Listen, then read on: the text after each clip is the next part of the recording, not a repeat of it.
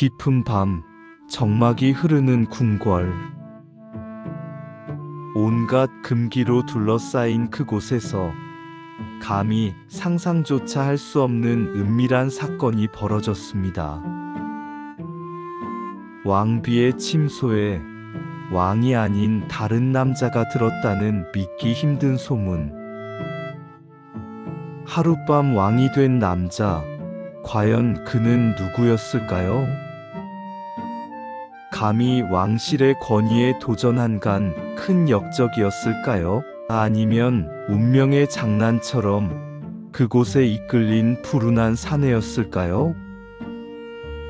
오늘 우리는 조선 왕실의 가장 은밀한 곳에서 벌어진 충격적인 하룻밤의 미스터리, 그 진실을 추적해 봅니다. 조선시대 궁궐은 외부와 철저히 단절된 금단의 공간이었습니다. 특히 왕의 거처인 내전과 왕비의 침소는 그 어떤 사소한 실수도 용납되지 않는 지엄한 곳이었습니다. 모든 출입은 엄격히 통제되었고 왕의 허락 없이는 그림자조차 드나들 수 없었습니다. 하물며 왕비의 침소라면 그 어떤 불순한 의도나 우연한 실수조차 허용될 리 만무합니다. 그러나 역사는 때로 우리가 상상하지 못했던 은밀한 일탈과 충격적인 사건을 기록하기도 했습니다. 공식적인 실록에는 담을 수 없었던 혹은 은폐되었던 비화들은 민간의 야사와 구전을 통해 그 명맥을 이어왔습니다. 오늘 이야기는 바로 그처럼 입에서 입으로 전해 내려온 왕실의 치부를 드러내는 듯한 한 편의 야사에서 시작됩니다.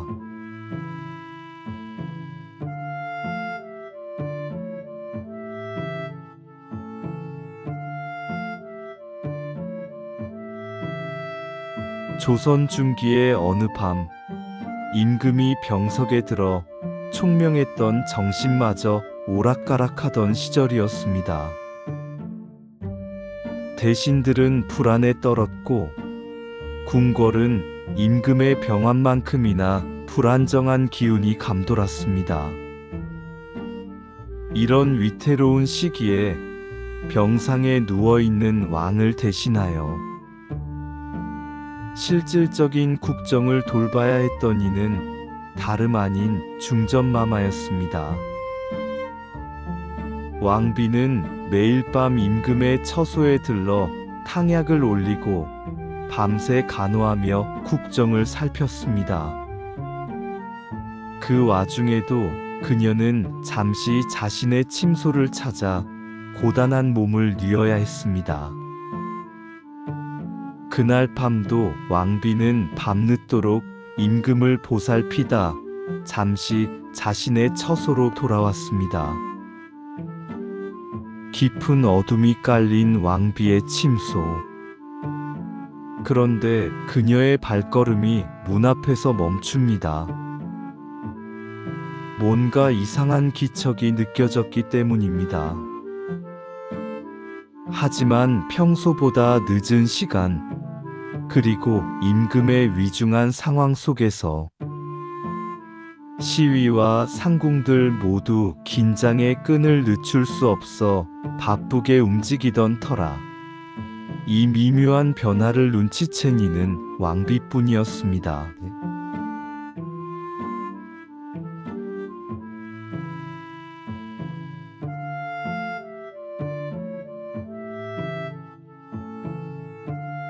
왕비는 조심스럽게 문을 열었습니다. 촛불조차 꺼져 사방이 어둠에 잠겨 있었습니다. 조용히 침소 안으로 발을 들여놓자 누군가의 낯선 체온이 느껴집니다. 분명 자신의 자리에 왕이 아닌 다른 누군가가 누워있다는 직감적인 섬뜩함에 그녀는 몸을 굳혔습니다. 과연 누구인가? 영모를 꾀하는 간신인가? 아니면 자신을 해하려는 자객인가? 공포와 혼란이 왕비의 마음을 뒤흔들었습니다. 왕비는 숨을 죽인 채 몸을 돌려 황급히 침소 밖으로 나왔습니다. 그리고 즉시 시녀를 불러 가장 신이 많은 상궁을 대령하게 했습니다. 자초지종을 들은 상궁은 경악을 금치 못했습니다. 이것은 역대 왕실에서 단 한 번도 상상조차 할 수 없었던 왕실의 근본을 뒤흔들 대역죄였습니다. 만약 이 사실이 알려진다면 왕비의 지위는 물론이고 관련자들 모두 멸문에 처해질 것이 분명했습니다.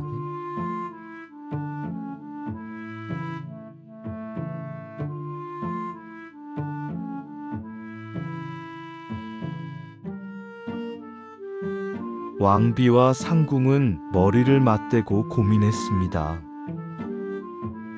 당장 병든 왕에게 이 사실을 알릴 수도 없었고 다른 신하들에게도 발설할 수 없었습니다. 그들은 이 상황을 아무도 모르게 조용히 수습하기로 뜻을 모았습니다. 가장 먼저 침소 안에 있는 남자의 정체를 확인해야 했습니다. 상궁은 몇 명의 내관과 함께 침소로 향했습니다.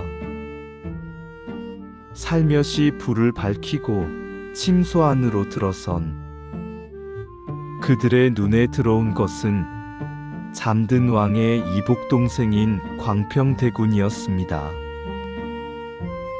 광평대군은 어려서부터 총명하고 인품이 뛰어나 태종대왕의 특별한 총애를 받았던 왕자였습니다. 그날 밤 광평대군은 과음한 상태였습니다. 궁궐 내 그의 처소와 왕비의 침소가 지척에 있었던 탓에 술에 취해 길을 헤매다 실수로 왕비의 침소에 들어와 잠들었던 것이었습니다.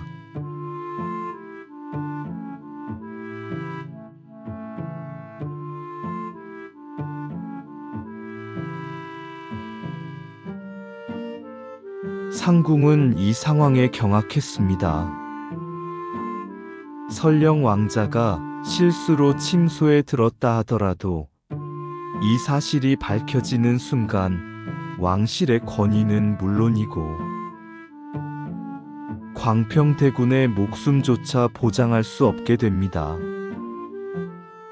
이때 왕비의 현명하고 기지 넘치는 판단이 번개처럼 번뜩였습니다.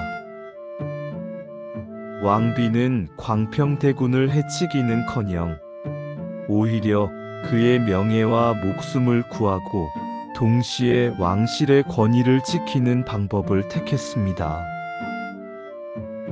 왕비는 상궁에게 명했습니다. 광평대군을 침소에서 조용히 나오게 한 뒤 아무 일도 없었던 것처럼 자신의 처소로 돌려보내도록.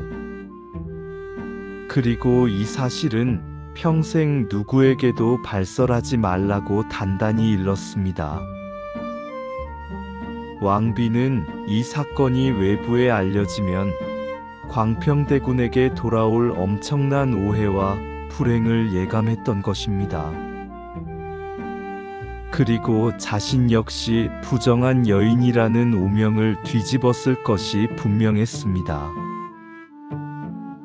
왕비의 현명한 침묵은 왕실을 파국으로 몰아넣을 수 있었던 위기를 막아냈습니다.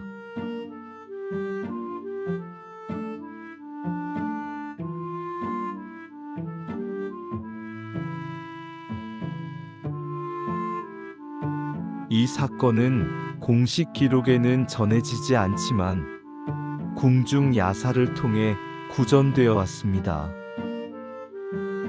이야기는 여기서 끝나지 않습니다. 광평대군은 이후 병을 얻어 23세 젊은 나이에 요절하게 됩니다. 사람들은 이를 두고 왕비의 침소에 든 대역죄에 대한 천벌을 받은 것이라고 수군거렸습니다. 물론 현대의 관점에서 보면 술에 취해 잠들었을 뿐인 왕자가 이 때문에 요절했다는 것은 미신에 불과할 것입니다. 하지만 이 야사가 주는 교훈은 단순히 우연한 사건을 넘어섭니다. 왕실이라는 폐쇄적인 공간 속에서 벌어진 한밤의 실수가 얼마나 엄청난 파장을 불러올 수 있는지, 그리고 그 상황 속에서 한 왕비의 현명한 결단이 한 왕자의 생명과 왕실의 명예를 지켰다는 것을 보여줍니다.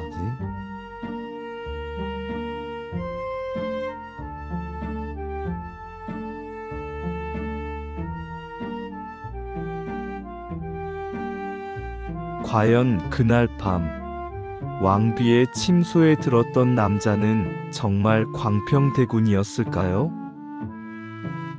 혹은 야사는 진실을 살짝 왜곡한 채 어떤 다른 숨겨진 이야기가 있었던 것은 아닐까요? 역사의 진실은 미궁 속에 있지만 왕실이라는 엄격한 공간 속에서 인간적인 실수와 그를 지키기 위한 현명한 결단이 있었던 이 이야기는 지금껏 우리에게 궁중 야화의 가장 흥미로운 한 페이지로 남아 있습니다.